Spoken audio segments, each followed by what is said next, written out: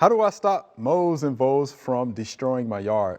They are tunneling through the lawn and flower beds all around the house. I probably won't have any perennials blooming this spring and summer. This is Linda from Chattanooga, Tennessee. So Peter, you're first up on this. So what do you think about those moles and voles? Yeah, well, they're different creatures, Yes. and there's different ways to get rid of each of them. Okay. So for moles, probably the best thing to do is to put out a trap. Okay. There are several kinds available. I will say I have never done it. Okay. I haven't had a mole problem.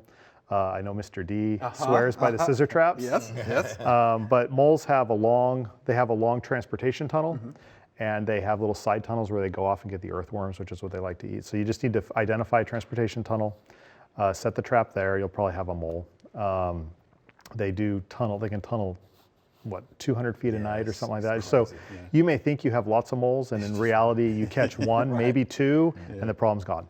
Now voles, on the other hand, that's a little harder, I would say, because they are mice. They multiply like crazy. So maybe the best thing to do is to take the mulch away from your perennials there. They don't like being out in the open. And so maybe that will scare them and they won't go out and eat the base and the roots of your perennials, but maybe not, because they do tunnel a little bit themselves. You might, repellents, there are people who sell repellents. There's not a lot of data on whether or not they work. At best, you're gonna have to reapply them every time it rains. If they do work, you can trap them with a regular spring mousetrap.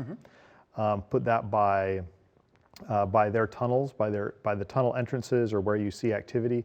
You can bait it with peanut butter and oatmeal, kind of mash it together and stick it on there. They like that.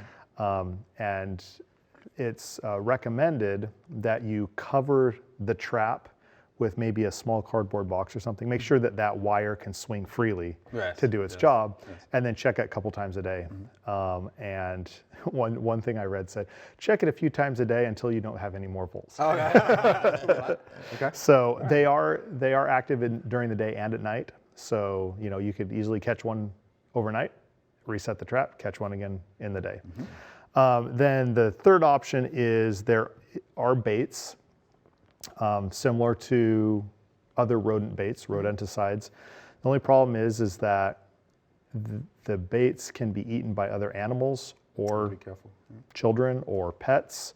And so you have to be very careful where and how you use it. So a recommendation is to actually sprinkle it directly into the tunnel or create a bait station. One I saw was to take a soda can, open up the hole so it's about 1.5 inches in diameter, dent one side, I'd say the side that has the hole on it, and then put some bait inside of that and put that where you see the vole activity.